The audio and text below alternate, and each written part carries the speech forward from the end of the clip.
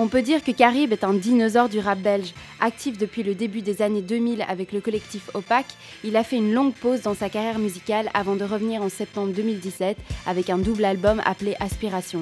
Depuis, il redécouvre la scène tel un nouveau jeune. On a voulu se mettre à jour au niveau de son actu et donc on a invité celui qu'on appelle Carib dans nos studios pour discuter autour d'un verre de thé.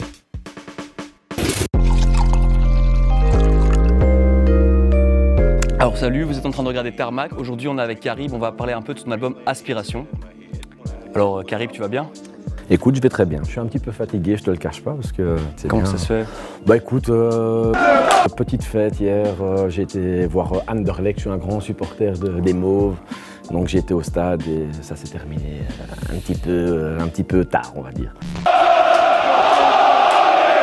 Bah du coup, j'aimerais d'abord, pour commencer, parler de ton album Aspiration. Ouais. C'est ton premier, mais toi, tu as un statut particulier parce que ça fait longtemps que tu es dans la zik quand même. Et donc, je sais pas, c'est quel type de retour que tu t'attendais à avoir des gens pour ce premier album. Et je me demande un peu écoute, dans quelle démarche t'es parti. Bah écoute, en toute honnêteté, j'ai jamais abordé cet album en me disant je veux avoir tel résultat ou tel résultat. Je n'attendais rien. Ça veut dire que j'ai fait ce truc vraiment par pure passion. Comme tu le dis, ça fait quand même un petit temps que je suis dans la musique. J'ai eu une phase opaquienne qui a quand même, voilà, qui a découlé vers des choses très positives. C'est avec une armée de mots qu'on combat nos pires ennemis. Pas besoin d'une quelconque virulence pour fuir le mépris. Puis chacun un peu parti de son côté. Gentil, champi, magique. Je m'en bats les couilles de leur formatage. Je faisais plus vraiment de trucs à moi. J'écrivais plus trop, j'ai fait quelques featuring à gauche, à droite, mais voilà. Puis je suis parti en Thaïlande, j'ai eu un break total, j'ai totalement tout arrêté pendant, je dirais, au moins quand même 3 ans. Je me suis dit, il faut que je me raccroche à quelque chose que j'aime, à ma passion, et donc je me suis dit, bon, c'est le moment ou jamais de faire cet album solo. Il y avait des gens qui continuaient à me demander assez régulièrement, ouais, t'es le seul d'Opaque qui n'a pas fait un album solo. Je suis parti dans l'idée de me faire plaisir, et j'ai fait un double album, donc il y a beaucoup de titres. Ah, t'as fait une double pause avant, alors double pause, double album? Ben voilà, c'est ça. Et puis j'avais envie de me faire plaisir et je calculais pas. C'est pour ça que je te dis, je n'attendais rien de ça.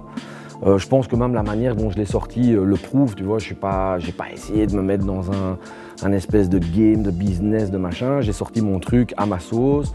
Et voilà, ça me correspond. C'est à mon image, j'ai envie de dire. Quand je parle de game, je parle vraiment de ce besoin de sortir à tout prix, sans arrêt des clips et des machins. Je veux dire, moi je sais que comme je suis plus ancien, j'ai le temps. Mon projet il peut vivre pendant 1 an et demi, 2 ans sans aucun problème. Et je suis sûr que même dans 1 an, il y a des gens qui vont encore me découvrir. Bien entendu que c'est la même chose pour tous. On veut plus de piment, plus d'une sauce toute douce. Que les couleurs de la mer et du ciel se confondent. Que la notion du temps se brûle pendant que le monde... Du coup, dans les gars d'Opaque, comme tu le dis, vous êtes tous très différents. Et moi, je me demande, est-ce que Opaque aurait pu se former aujourd'hui en 2018 avec tous vos profils que vous avez? C'est difficile à dire, ouais. Je pense pas en fait. Je pense pas. Parce que comme on est, voilà, comme tu le dis, on est d'une autre époque. Le rap belge avait quand même pas du tout la notoriété qu'il a à l'heure actuelle quand tu vois certains qui ont percé. Et enfin, je sais pas, le truc était différent. Donc on s'est mis ensemble parce qu'on savait que, au-delà du fait que je pense qu'on s'appréciait humainement et qu'on s'appréciait musicalement, il y avait ce côté, on se met ensemble parce qu'on sait que ça va nous apporter une force supplémentaire pour essayer de faire, tu vois, pas de percer, hein, parce que j'aime pas utiliser ce terme-là, mais en tout cas pour se faire écouter par plus de personnes, tu vois. Et c'était une autre époque, c'était l'époque des mixtapes, donc tu rencontrais plein de gens. Et puis on est parti dans l'idée de se dire, ah, on va rassembler nos forces, on va faire un premier projet qui n'était pas du tout un projet de groupe, c'était vraiment un truc de collectif. Puis après coup, je pense que la manière, enfin ce que le premier album nous a rapporté, nous a amené vers un truc un peu plus réfléchi, où on s'est dit, ouais, le deuxième, on est attendu, on va essayer de faire ça comme ça. On était peut-être plus en mode groupe finalement, même si je sais que Silla a une vision un peu différente du sujet, mais enfin moi en tout cas... C'est vrai qu'il a toujours dit le collectif au PAK. Je sais bien. Mais pour moi en tout cas, je le sais, parce qu'en interne, on en avait quand même pas mal parlé. À un moment donné, on peut dire ce qu'on veut, on était devenu peut-être plus un groupe qu'un collectif, mais... Sujet à débat encore aujourd'hui. Sujet à débat, et voilà, enfin écoute, et pourtant j'aurais aucun problème à en parler avec lui. D'ailleurs, moi, je suis encore en contact avec tous les membres d'OPAC sans aucun problème. Donc, Pourquoi c'est plus le cas pour les autres? pas pour tous, en tout cas. Ok. Il y a eu des... Bah, écoute, je vais pas rentrer dans le sujet parce que c'est Non, pas... parlons pas alors. Je sais que tu travailles dans une école, Tout à fait. et d'un autre côté, dans tes morceaux, je trouve que tu as vraiment des valeurs qui vont parfois à l'encontre du système. Et Tout à fait. J'ai aucun problème à en parler. est-ce que c'est des valeurs que tu essaies d'une manière ou d'une autre d'inculquer aux enfants qui t'enseignent ou pas? Écoute, j'ai envie de dire oui et non. Ça veut dire que je pense qu'à partir du moment où tu es enseignant, tu viens dans ta classe avec ta personnalité. Donc forcément, je ne parle pas politique avec mes élèves. En plus, je suis en primaire, donc forcément, Ils ne comprennent pas grand-chose. c'est ça. Mais non, forcément, je crois qu'à travers ma personnalité, je leur inculque des valeurs qui me sont chères. Ils suivent ma musique, tu vois. Allez. Ouais, bien sûr. Ils Ça doit être cool, ça, non? checkent ça, mais ouais, c'est très cool, mais d'un autre côté, ils comprennent pas vraiment.